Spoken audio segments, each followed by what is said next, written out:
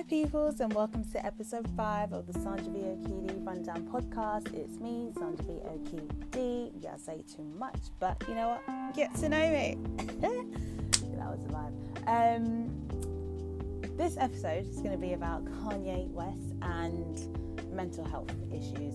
I'm not actually going to delve into what he's actually done in terms of his rants and raves and XYZ. It's going to more focus on the mental health issue aspect of things. So if you're not clued up on Kanye West, go get yourself clued up on what's been going on right now, because we're just going to mostly touch on the inner issue of what I think it is. Before we get into that, in the last episode 4, I spoke about what's next after the protests, and I mentioned that I started a petition I wanted to start a petition about to make August 1st a bank holiday to commemorate the day that the slaves across the British Empire were set free.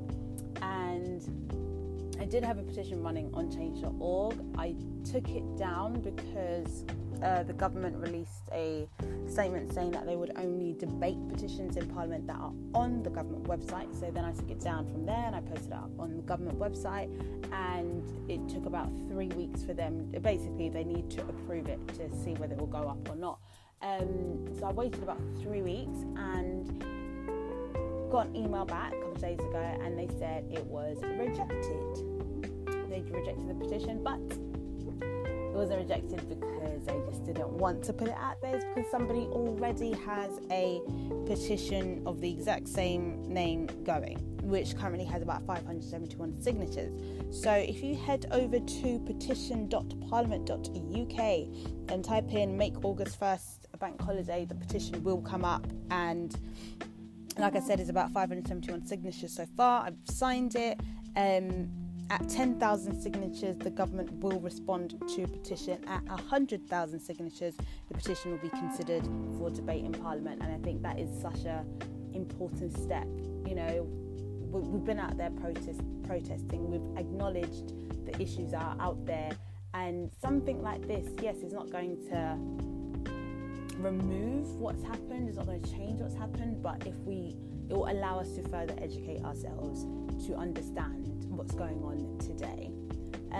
So I will put that up somewhere on my Instagram at sandra.ve.okidi, O-K-I-D-I. Either a link, or I'll put it up somewhere so that everyone's involved and everyone can sign, and we can get back into making this day happen. In the meantime, let's continue to talk about Kanye West and mental health.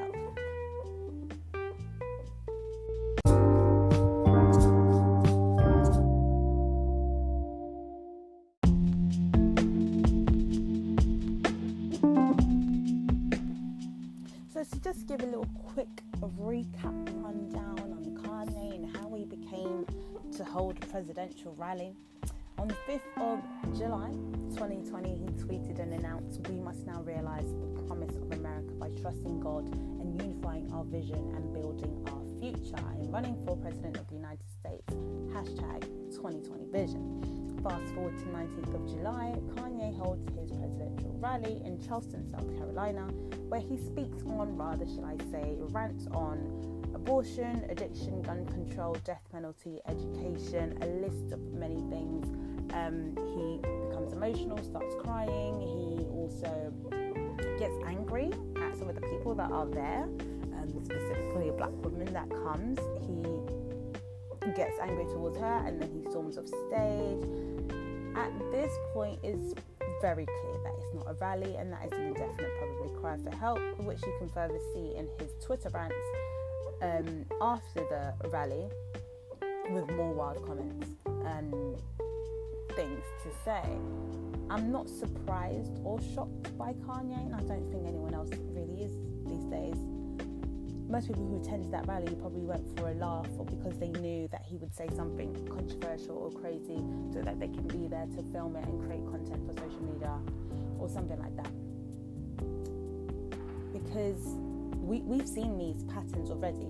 that's why we're not shocked. We've seen him have episodes already. He's already said to us that he does suffer from bipolar, in which a person can experience extreme depression for several weeks, for a long amount of time, and then that person can also experience mania, what they call mania.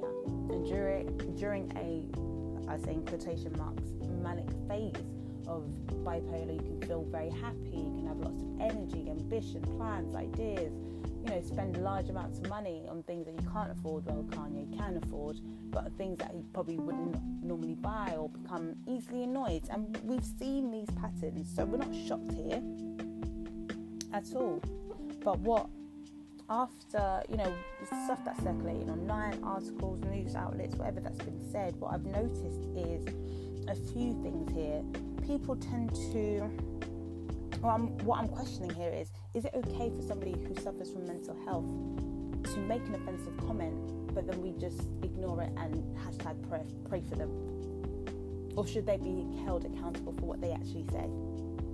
Or is the blame to be left with his family? I see a lot of people saying Kim doesn't give a fuck. Kim don't care about her husband.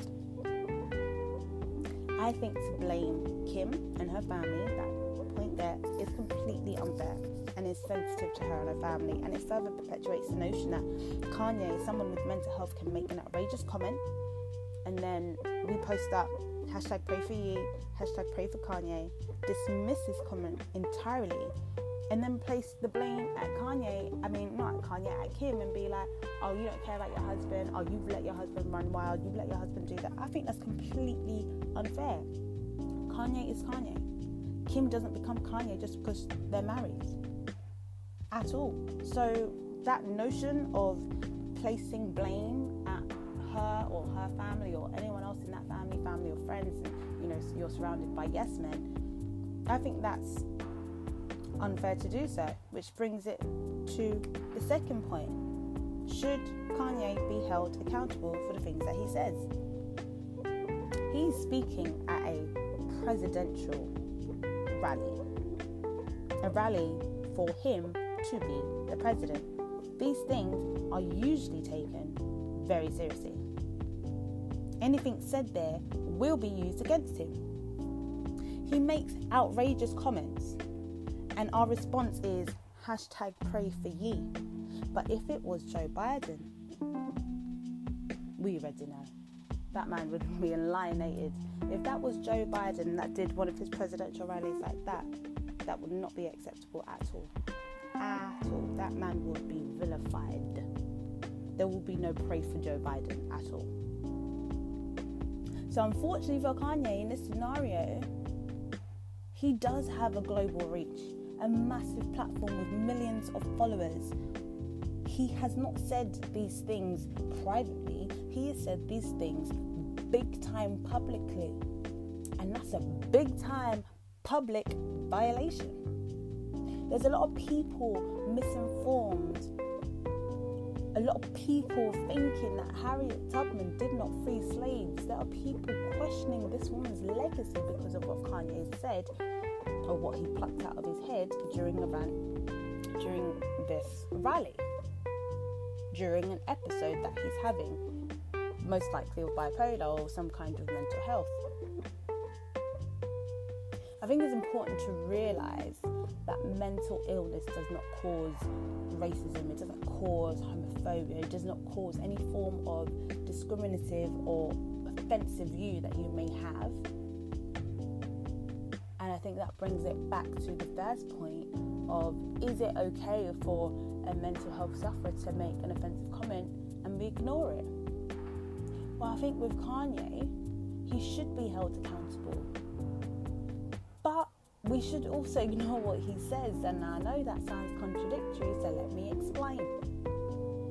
Right now, he's going through a current episode.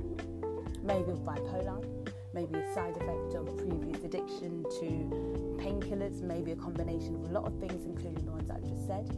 He has previously said out loud that he was addicted, and which is why he spoke about addiction in the rally.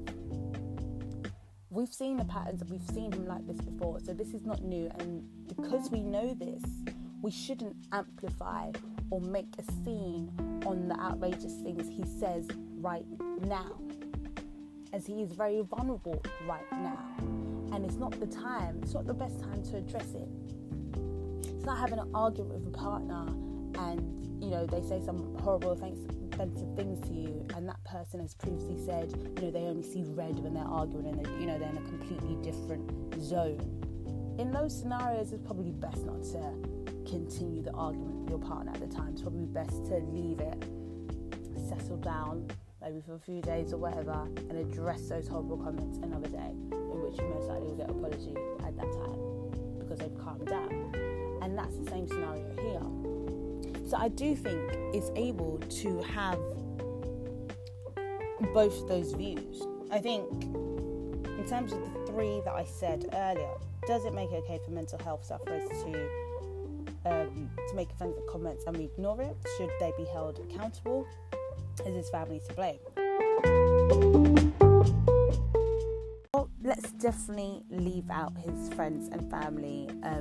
I think we should stop blaming women and wives for men's behaviours at times. And as much as this was a public episode, it was a public violation.